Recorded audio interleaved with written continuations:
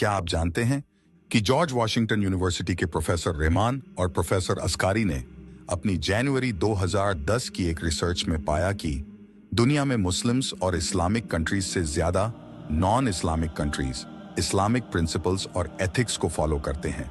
Muslims अपनी नमाज, रोजे और हिजाब इन सभी चीजों को लेकर बहुत केयरफुल रहते हैं और उसे अपनी रूटीन में भी फॉलो करते हैं।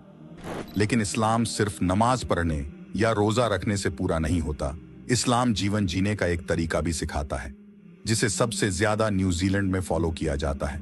दूसरे स्थान पर लक्समबर्ग और तीसरे पर आयरलैंड आता है। चौंकाने वाली बात तो यह है कि मलेशिया 38 पोजीशन पर आता है और सऊदी अरब 131वें नंबर पर। रिसर्च के दौरान एक चाइनीज बिजनेसमैन बताते हैं कि मुस्लिम बिजनेसमैन उनके पास 2 नंबर नकली आइटम्स पर किसी फला फेमस कंपनी का लोगो लगाने का ऑर्डर लेकर आते हैं और खाना खाने के लिए वह ये कहकर मना करते हैं कि ये हलाल नहीं है, इसलिए मैं इसे नहीं खाऊंगा।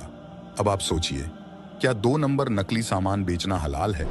लॉर्ड बर्नार्ड शॉ ने कहा था कि इस्लाम सबसे अच्छा धर्म है और मुसलमान सबसे बुरे फॉलोअर। इस्लाम के 2 हिस्से हैं। पहला हिस्सा है ईमान। ईमान परवरदिगार पर उसके बंदे का फेथ है। जो चीजें इस्लाम में बताई गई हैं उन्हें फॉलो करना, जैसे नमाज की पाबंदगी करना, और जिन चीजों की इस्लाम में मनाही है उनसे हर हाल में दूर रहना। यह है ईमान। और इस्लाम का दूसरा हिस्सा है एहसान।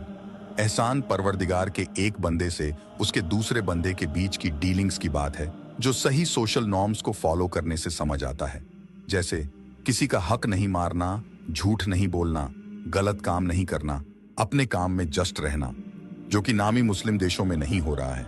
लोग अपनी रोजे, नमाज या यूं कहें कि अपने ईमान के बारे में तो कॉन्शियस हैं और उसे फॉलो भी कर रहे हैं, लेकिन जहां बात समाज में, अपने काम में, लोगों से फाइनेंशियल डीलिंग में किसी दूसरे का हक मारने की आती है, वहां मियां भाई बिल्कुल नहीं सोचते।